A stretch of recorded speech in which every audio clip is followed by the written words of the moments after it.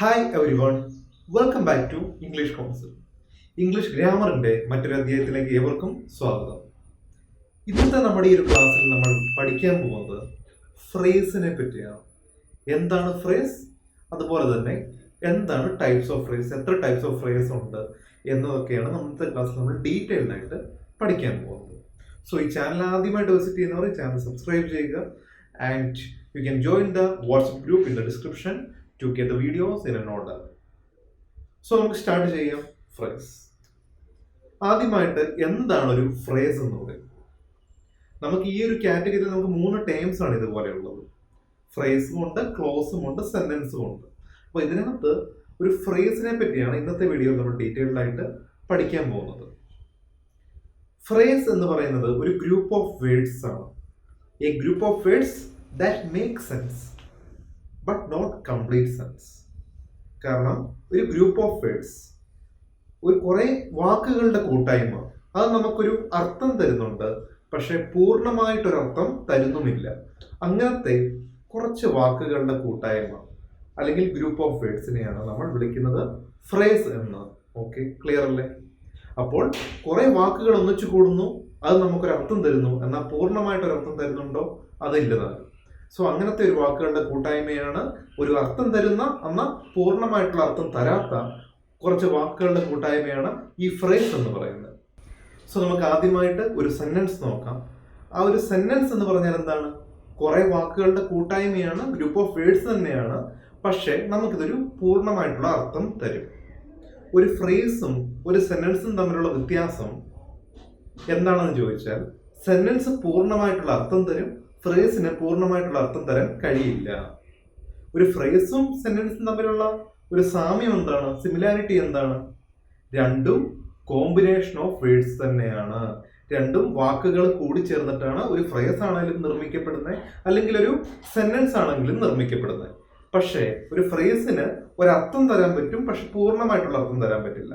ഒരു സെന്റൻസിന് പൂർണ്ണമായിട്ടുള്ള അർത്ഥം തരാനും പറ്റും. ഇതാണ് ഒരു വ്യത്യാസം. So, example 1, the sun rises in the east. സൂര്യൻ കിഴക്കിൽ ഉദിക്കുന്നു.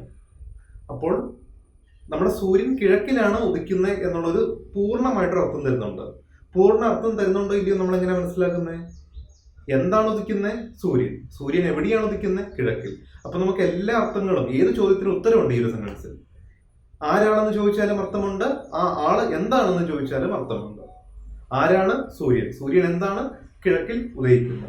സോ നമുക്ക് ഒരു സബ്ജക്റ്റും പ്രെഡിക്കേറ്റും ഒക്കെ ഉണ്ട്, അർത്ഥങ്ങളുണ്ട്. അതുകൊണ്ട് തന്നെ നമ്മൾ ഇതിനെ വിളിക്കുന്ന ഒരു സെന്റൻസ് എന്നാണ്. ഇതേ സൺറൈസസ് ഇൻ ദ ഈസ്റ്റിനകത്ത് ഞാൻ ദി സൺ റൈസസ് അങ്ങ് ഒഴിവാക്കുകയാണ്. ഇപ്പം ഇത് സൺ റൈസസ് ഒന്ന് ഒഴിവാക്കി നോക്കി. ഇപ്പം നമുക്ക് ബാക്കിയുള്ളത് ഇൻ ദ ഈസ്റ്റ് എന്നാണ്. അപ്പം ഇൻ ദ ഈസ്റ്റ് എന്ന് പറയുന്നത് 3 വാക്കുകളുടെ കൂട്ടായ്മയാണ്. ഇൻ, ദി ആൻഡ് ഈസ്റ്റ് അല്ലേ? ഇതിന്റെ അർത്ഥമാണ് എന്താണ്? ഇൻ ദ ഈസ്റ്റ് എന്ന് പറയുമ്പോൾ കിഴക്കിൽ. കിഴക്കിൽ എന്ന് നമുക്ക് അർത്ഥമുണ്ട്, അർത്ഥമില്ലാത്തൊരു സെന്റൻസ് അല്ല.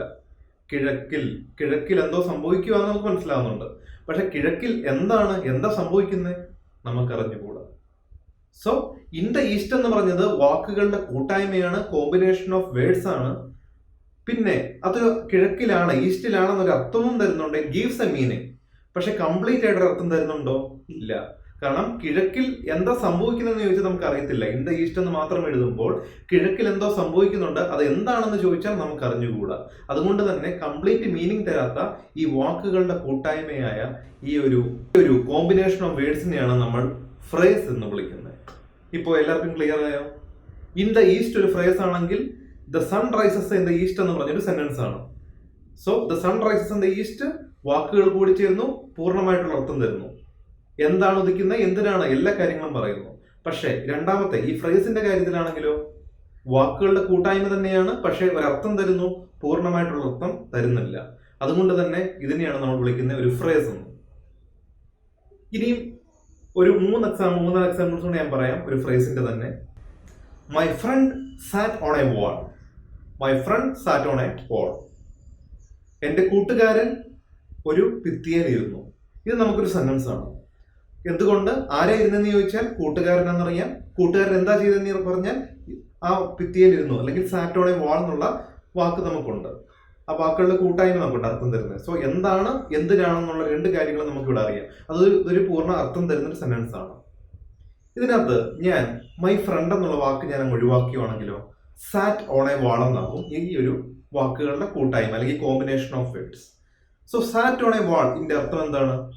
ഭിത്തിയിൽ ഇരുന്നു. ഭിത്തിയിൽ ഇരുന്നത് ആരാണ്? നമുക്കറിയാവോ? ഇല്ല.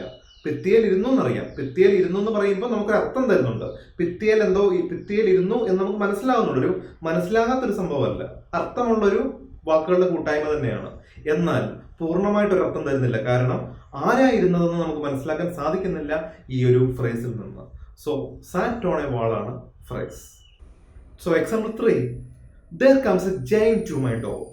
There comes a giant to my door. ഈ സെന്റൻസിലെ ഫ്രേസ് ഞാൻ split ആകുവാണെങ്കിൽ there comes a giant എന്ന് ഒഴിവാക്കി നോക്കി to my door എന്ന് മാത്രമാകും.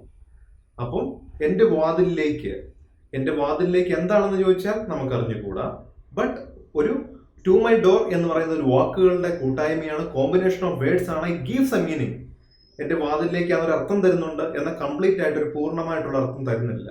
സോ ഈ ഒരു വാക്കുകളുടെ കൂട്ടായ്മ പൂർണ്ണാർത്ഥം തരാത്ത എന്നാൽ അർത്ഥം ഉള്ള ഈ ഒരു വാക്കുകളുടെ കൂട്ടായ്മയാണ് നമ്മൾ വിളിക്കുന്ന phrase. So to my door ആണ് ഈ ഒരു സെന്റൻസിലെ ഫ്രേസ് എന്ന് പറയുന്നത്. സോ ഇപ്പൊ എല്ലാവരും ക്ലിയർ അല്ലേ എന്താണ് ഫ്രേസ് എന്ന്? ഫ്രേസ് എന്തുമാകാം. കുറച്ച് വാക്കുകൾ കൂട്ടിച്ചേർന്ന് അത് ചെറിയൊരു അർത്ഥം തന്നു എന്നെങ്കിൽ അത് ഫ്രേസ് ആണ്. To my door, in the garden, on my shelf, എന്റെ ഷെൽഫിൽ, അല്ലെങ്കിൽ ഗാർഡനിൽ, അല്ലെങ്കിൽ ഓൺ ദി ടെറസിൽ. സോ ഇതുപോലത്തെ കുറച്ച് വാക്കുകൾ കൂടിച്ചേർന്ന് അത് ഒന്നിൽ കൂടുതൽ വാക്കുകൾ, അത് എത്ര വാക്കുകൾ വേണമെങ്കിലും ആകാം, കൂടിച്ചേരുന്നു, നമുക്കൊരു അർത്ഥം തരുന്നു. അത് നമുക്ക് പൂർണ്ണമായിട്ടുള്ള അർത്ഥം തരുന്നുമില്ല എന്നെങ്കിൽ നമുക്കൊരു ഫ്രേസ് ആണ്, അത് ഉറപ്പിച്ചോളൂ. പക്ഷെ അതേ സമയത്ത് ഇപ്പം ടു മൈ ഡോർ എന്ന് പറഞ്ഞാൽ അതൊരു ഫ്രേസ് ആണ്. ഡോർ മൈ ടു എന്ന് ഞാൻ അതിന് എഴുതിയാൽ നമുക്കൊരു ഫ്രേസ് അല്ല. കാരണം നമുക്കൊരു അർത്ഥവും തരുന്നില്ല. കുറച്ച് വാക്കുകൾ കൂടിച്ചേരണം, എന്നാൽ നമുക്കൊരു അർത്ഥവും കിട്ടണം, എന്തെങ്കിലും അർത്ഥം തരാൻ പറ്റണം. ആ ഒരു സെന്റൻസ്, ആ ഒരു ഫോർമേഷൻ ഉണ്ടല്ലോ, ആ വേർഡ്സ് ഫോം ചെയ്യുന്ന രീതി കറക്റ്റ് രീതിക്ക് തന്നെ ആകണം. ഇപ്പൊ ടു മൈ ഡോർ എന്ന് പറഞ്ഞാൽ വാതിലിലേക്ക് നമുക്ക് മനസ്സിലാവും. പക്ഷെ അതുപോലെ ഗ്രാമാറ്റിക്കൽ മിസ്റ്റേക്സ് ആയിട്ട് നമ്മൾ തിരിച്ച് മൈ ടു ഡോർ അങ്ങനെ വല്ലതും എഴുതുവാണെങ്കിൽ നമുക്കതിന് അർത്ഥമില്ലാത്ത, അത് ഇംഗ്ലീഷ് ഭാഷയാണെന്ന് പോലും നമുക്ക് പറയാൻ പറ്റാത്തൊരു കോമ്പിനേഷനാണ്. സോ അങ്ങനത്തെ വാക്കുകളൊന്നും നമുക്ക് ഫ്രേസ് ആകില്ല. കമ്പൈൻ ചെയ്യുന്നു, അർത്ഥം തരുന്നു, ദാറ്റ്സ് ഇറ്റ്. സോ ഇനി നമുക്കുള്ള ടൈപ്സ് ആണ്. ഇതേ ഫ്രേസസിന് നമുക്ക് 8 ടൈപ്പുകളുണ്ട്. 8 ടൈപ്പ് എന്ന് പറഞ്ഞാൽ ഇപ്പോൾ ഒരു ഫ്രേസ് ഏത് റോളിലാണോ ആക്ട് ചെയ്യുന്നത് ആ റോൾ അനുസരിച്ച് ആ ഫ്രേസിന് ആ പേര് നൽകപ്പെടുന്നു.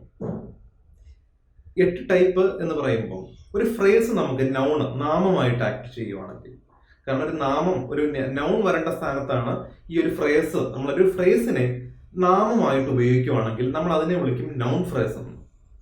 ഇതേ ഫ്രേസിനെ നമ്മൾ ഒരു നാമവിശേഷണമായിട്ട് ഉപയോഗിക്കുവാണെങ്കിൽ നമ്മൾ അതിനെ വിളിക്കും അഡ്ജക്റ്റീവ് ഫ്രേസ് എന്ന്.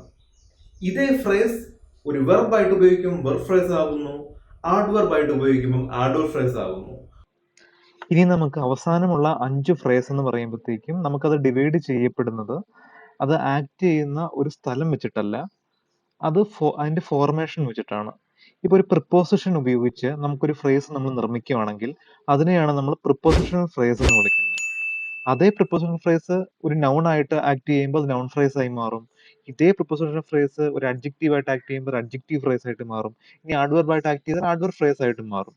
ഇത് നിർമ്മാണം വെച്ചിട്ടുള്ള ഒരു ഡിവിഷനാണ് നമ്മൾ ഈ പ്രിപ്പോസിഷണൽ ഫ്രേസ് എന്ന് വിളിക്കുന്നത്. കാരണം ഇത് ഒരു പ്രിപ്പോസിഷനും അതിന്റെ കൂടത്തി ഒരു ഒബ്ജക്റ്റ് പ്രിപ്പോസിഷനും കൂടെ ആയിരിക്കും നിർമ്മിക്കപ്പെടുന്നത്. പക്ഷെ ഇത് ആക്ട് ചെയ്യുന്നത് നൗൺ ആയിട്ടോ അഡ്ജക്റ്റീവ് ആയിട്ടോ ആഡ്വർബ് ബുക്കായിട്ടോ ആയിരിക്കും. ഓക്കെ. അതുപോലെ തന്നെ 6ാമത്തേതാണ് ഇൻഫിനിറ്റീവ് ഫ്രേസ്. അതും ഒരു ഇൻഫിനിറ്റീവ് കൂടി ചേർത്ത് നിർമ്മിക്കപ്പെടുന്നത് കൊണ്ടാണ് നമ്മൾ അതിനെ ഇൻഫിനിറ്റീവ് ഫ്രേസ് എന്ന് വിളിക്കുന്നത്. അത് കഴിഞ്ഞിട്ടുള്ള 7ാമത്തെ കാറ്റഗറിയാണ് ജെറണ്ട് ഫ്രേസ് എന്ന് പറയുന്നത്. അപ്പൊ ഒരു ജെറണ്ടും കൊണ്ട് നിർമ്മിക്കപ്പെടുന്ന ഫ്രേസ് ആയതുകൊണ്ട് ജെറണ്ട് ഫ്രേസ് എന്ന് വിളിക്കുന്നു. ഈ ജെറണ്ട് ഫ്രേസ് നമുക്ക് നൗൺ ആയിട്ട് ആക്ട് ചെയ്യും, അഡ്ജക്റ്റീവ് ആയിട്ട് ആക്ട് ചെയ്യും, ആഡ്വർബ് ആയിട്ടും ഒക്കെ ആക്ട് ചെയ്യും. സോ അതുപോലെ തന്നെയാണ് നമുക്ക് ഈ ഒരു ആബ്സല്യൂട്ട് ഫ്രേസ് ആണെങ്കിലും നമുക്ക് ഇതിനകത്ത് വരുന്നത്. അതുപോലെ തന്നെയാണ് നമുക്ക് ഈ ഒരു പാർട്ടിസിപ്പിൾ ഫ്രേസ് ആണെങ്കിലും നമുക്ക് വരുന്നത്. അങ്ങനെ ഒരു പാർട്ടിസിപ്പിൾ നിർമ്മിക്കപ്പെടുന്നു. പക്ഷെ ഈ ഒരു ഫ്രേസുകളൊക്കെ നമ്മൾ തരംതിരിക്കുന്നത് എങ്ങനെയാന്ന് ചോദിച്ചാൽ അത് അഭിനയിക്കുന്ന ആ റോൾ അനുസരിച്ചിരിക്കും. കാരണം ഇതിന്റെ നിർമ്മാണം വെച്ചിട്ടുള്ള കാറ്റഗറിയാണ് ഈ കാറ്റഗറി 2-ലുള്ളതെല്ലാം. അപ്പൊ അതുകൊണ്ട് നമ്മൾ ഒരിക്കലും ഇപ്പോൾ ഒരു പ്രപ്പോസിഷൻ ഫ്രേസ് ആണെങ്കിൽ ഇൻഫിനിറ്റീവ് ഫ്രേസ് ആണെങ്കിലും ഒരു നൗണിന്റെ സ്ഥാനത്ത് പെട്ടെന്ന് വന്നു. അപ്പം പെട്ടെന്ന് ഇതിൽ ഫ്രേസ് ഐഡന്റിഫൈ ചെയ്യാൻ പറഞ്ഞാൽ നമ്മൾ നൗൺ ഫ്രേസ് എന്നേ പറയത്തുള്ളൂ, ഒരിക്കലും പ്രപ്പോസിഷൻ ഫ്രേസ് എന്ന് പറയില്ല.